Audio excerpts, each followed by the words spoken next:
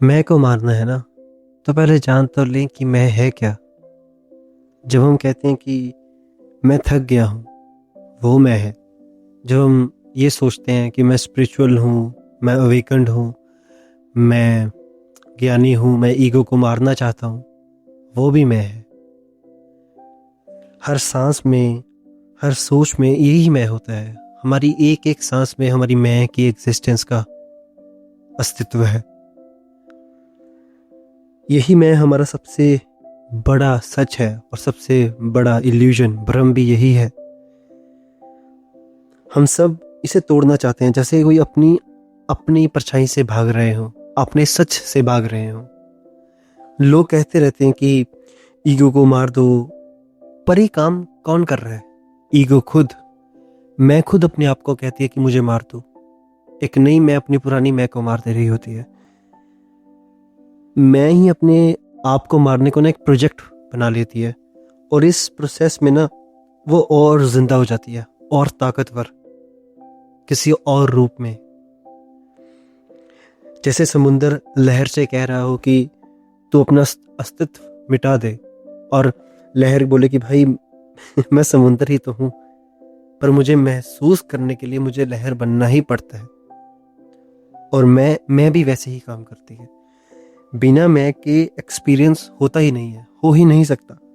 Awareness तब सिर्फ एक कॉन्सेप्ट बन जाती है ना, जब तक कोई मैं ही ना हो, जब तक मैं का अस्तित्व इस दुनिया में ना हो, जब तक मैं को हम यूज ना करें, उसको महसूस ना करें।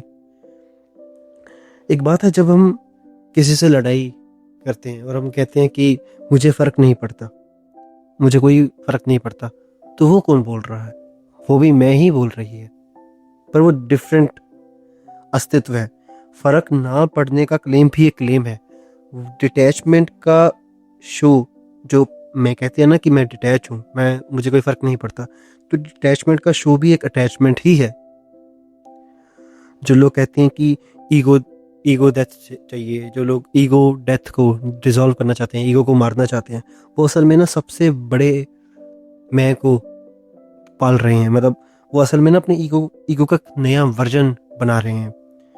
एक स्पिरिचुअल वर्जन, एक पीसफुल, एक अवेकन वर्जन, वो बस नया वर्जन बनाते रहते हैं। मैं खुद ऐसा ही था, मैं भी कभी कभी ऐसा बोलता था, मेरे को डिटैच होना है, मेरे को मैं छोड़नी है, मैं मुझे कोई फर्क नहीं पड़ता इस दुनिया से, मैं डिटैच हूँ।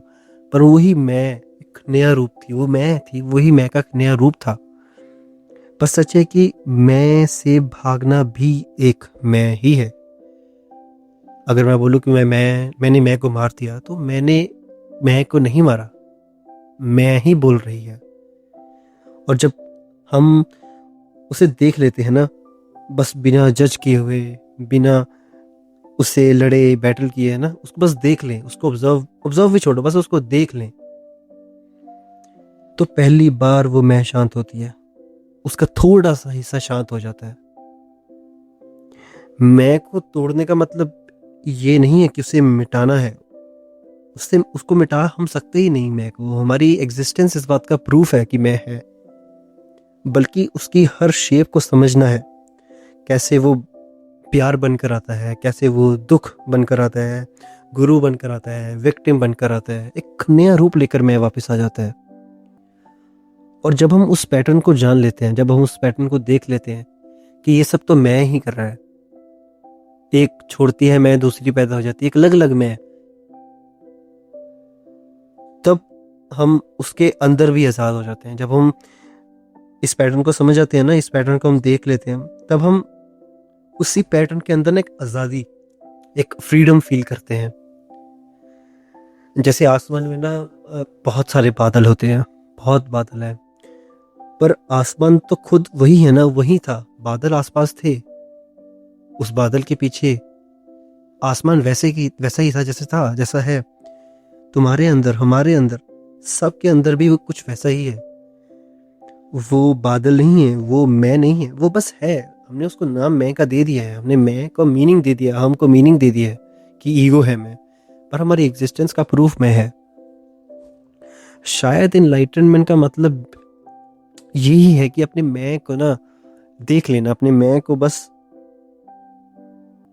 कहते हैं ना कि मैं के बीच में ही जागना, बिना उसे दुश्मनी बनाए, बिना उससे भगाए, बिना उसे लड़ाई किए ना, कुछ भी, बस देखना कैसे वो चलती है और कैसे उसके बीच हमारे अंदर ना एक हमेशा चुप्पी होती है ना, साइलेंस होती है, वो है। लोग कहते हैं कि मैं को तोड़ना ही इनलाइटनमेंट है, जब मैं टूट जाएगी इनलाइटनमेंट हो जाएगी, पर नहीं, मैं को समझना इनलाइटनमेंट है, उसके पैटर्न को समझना, उसको देख लेना ही बस पहला स्टेप है, उसको एक्सेप्टेंस कर लेना उसकी।